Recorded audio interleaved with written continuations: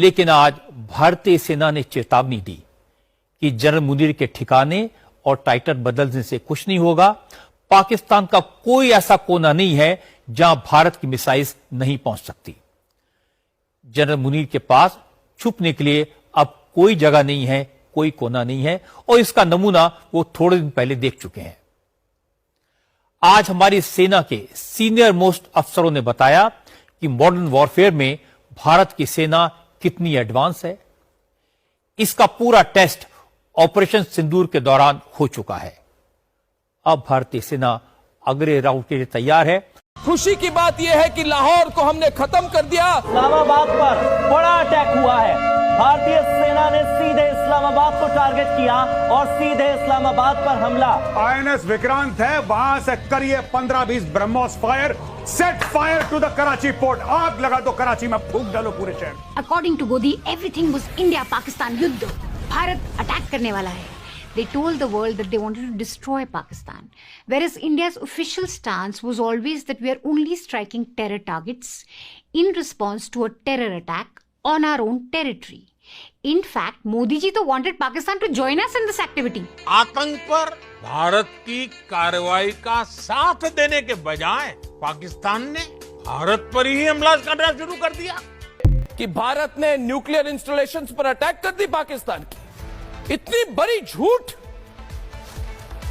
ऐसे झूठ का प्रसारण होना चाहिए क्या दोस्तों?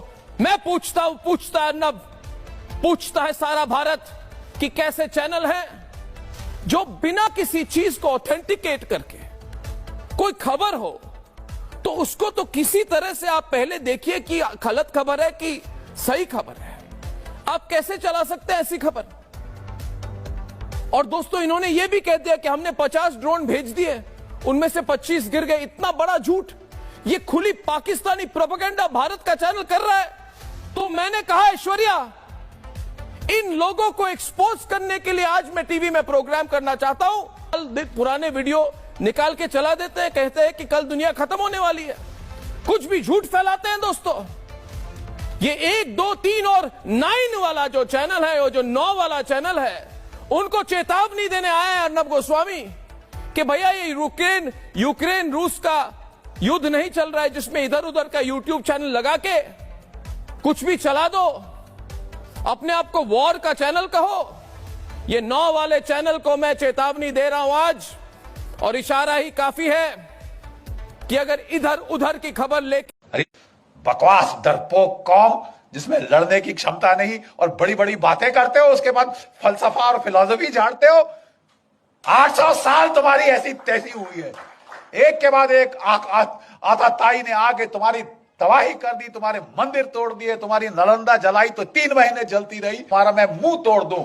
हरामजादगी की कमी है इस देश में। और वो सब तो छोड़ो, सोने की चिड़िया सारा सोना उठा के सेंट्रल एशिया पहुंचा दिया। ये हथियार चाहिए। 30 साल से बोफर गन के बाद कोई तोप नहीं आई। मिग 21 जहाज 1960 की दशक के हैं, आसमान से टपक रहे हैं। रफाल नहीं आया, एलसीए नहीं आया। पत्थर मार के लड़ेंगे हम। नहीं साहब, कोई धांधली नहीं होगी। जो भी डील करी उन्होंने, उसमें अब बड़े बड़े बिच्छू के डंक निकल के आ रहे हैं साहब ऐसे पीछे। आपने अगस्ता वेस्टलैंड, बाकी हथियार 30 साल ना आए कोई बात नहीं साहब। जो वीवीआईपी हेलीकॉप्टर है वो तो फट से आएगा। और दुनिया का जो महंगा से महंगा हेलीकॉप्टर है, जो अमेरिका के प्रेसिडेंट ने बोला साहब मेरे लिए बहुत महंगा है, वो हम लेंगे। 2 चीजों ने आपको बचाया, एक पाकिस्तान ने, एक सरदार पटेल ने। पाकिस्तान ने हमला कर दिया, उन्होंने नहीं इंतजार किया, उन्होंने शांति के नारे नहीं लगाए। लेकिन जो कुछ भी आप कह दो, उनमें इतनी तो शर्म थी कि आजाद पाकिस्तान का जो पहला गवर्नर जनरल था वो एक मुसलमान था, जिना। और हमारा कौन था? Lord Louis Mountbatten. प्यार था साहब, इश्क इश्क इश्क था। लेडी माउंटबेटन को दूर थोड़ी ना जाने दिया जा सकता है। तो बस आप रहिए साहब। अरे यार, हम मर गए, 26,000 हमारे शहीद हो गए इनको निकालने के लिए, और तुम यहां रोक के, वो खानदान को यहां रोक के हमारे ऊपर राज कराने के लिए बिठा रहे हो। और जब पार्टीशन की रॉयट्स हुई तो इन्होंने उसको बोल दिया एक मीटिंग में, you please handle. Are you sure you are the prime minister? वो भी सरकास्टिकली बोला माउंटबेटन। और पाकिस्तान के टैंक वाकई 1965 में दिल्ली में आके नमाज पढ़ते। ये इस किस्म की ट्रेचरी हमारे साथ हुई। और एक भगवान का लाख शुक्र है पाकिस्तान का, जिसने हमको लड़ना सिखाया, मार लगाता रहा जब तक कि लड़ने को राजी नहीं हुए अपनी जान बचाने के लिए ही। और दूसरा एक चीन की पीपल्स लिबरेशन आर्मी, 1962 में उन्होंने ऐसी करारी लात मारी कि ये नेहरू परिवार का जो उस वक्त हाल था, कभी अमेरिका को अपनी ट्रूप्स भेजो, अपने जहाज भेजो, बोल गए आपकी एयरफोर्स कहां है, आपने लगाई? तुम्हारे पास इतनी बड़ी एयरफोर्स है, तुमने लगाई? 1962 में नहीं लगाई साहब, बिठा के रखा। और अब अमेरिकी एयरफोर्स मान रहे हो, रॉयल एयरफोर्स मान रहे हो, मतलब इट वॉज तमाशा। मैं पाकिस्तान की बात कर रहा हूं। एयरक्राफ्ट जो है चाइनीज, इलेक्ट्रॉनिक वॉरफेयर एक चीज होती है, उसमें मदद मिली। क्या होता है इलेक्ट्रॉनिक वॉरफेयर? उसका मतलब होता है कि आप दुश्मन के कम्युनिकेशन को जाम कर दे और उसमें सुने भी कि वो क्या बातचीत कर रहा है।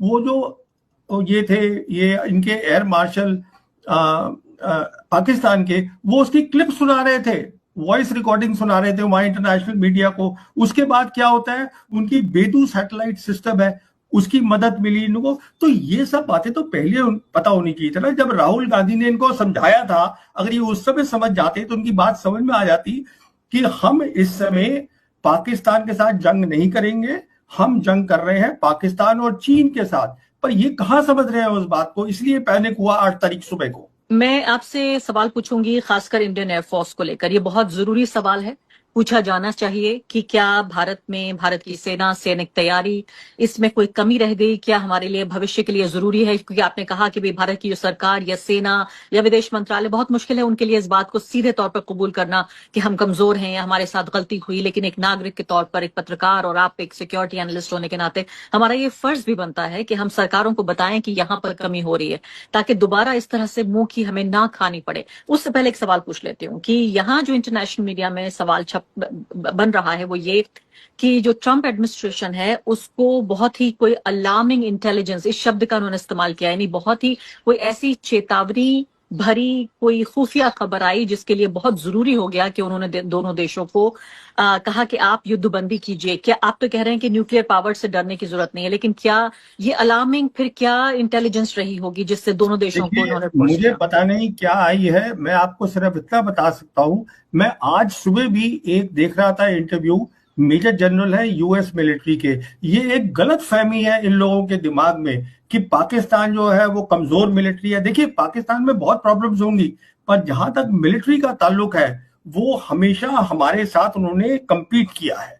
इस बात को समझना है। अगर आपको कन्वेंशनल वॉर में आप कम्पीट कर रहे हैं तो न्यूक्लियर वेपन की बात कहां से आ गई? न्यूक्लियर वेपन वो इसलिए लाते हैं क्योंकि उनकी ज्योग्राफी नैरो है, बहुत सारे उनके जो टाउन्स है, लाहौर है, वो बिल्कुल सटे पड़े हैं हमारे बॉर्डर के साथ। तो वो इसलिए लाते हैं कि कहीं अचानक कुछ हो जाए तो उनको पता होना चाहिए हमारे पास न्यूक्लियर वेपन है, पर वो इस्तेमाल नहीं करेंगे कभी भी, क्योंकि उनको जरूरत ही नहीं है। और अब तो आप देख लीजिए ना, चीन उनके साथ खड़ा हुआ है। चीन ने 2019 के बाद जब हिंदुस्तान की सरकार ने 370 और 35A हटाया जम्मू कश्मीर से, तब से चीन का सब लीडर शी जिनपिंग से नीचे तक बोल रहा है कि हम पाकिस्तान की सिक्योरिटी और सॉवरेनिटी को सपोर्ट करते हैं। आप इसका मतलब क्यों नहीं समझ रहे हैं? सीधा सा मतलब है। तो जहां तक ये अमेरिकन का ताल्लुक है, ये अमेरिकन को अब क्या मिला मुझे मालूम नहीं है। इसमें कोई शक नहीं है, दोनों साइड जंग नहीं चाहते थे, इसमें कोई शक नहीं है, कोई नहीं चाहता। पर ये मान लेना कि हम जाके उनको अंदर से घुस के मार देंगे और वो चुप बैठे रहेंगे, तो ये तो गलत बात है ना। क्योंकि देखिए उसका कारण क्या है, 34 साल से उनका प्रॉक्सी वॉर चल रहा है, 34 साल से, 1991 से। अगर आप में ताकत होती, आप खुद सोचिएगा, आपके व्यूअर्स सोचे, अगर हम में ताकत होती तो वो बंद ना कर देते ये। तो हमें अपनी क्षमता बढ़ानी चाहिए थी।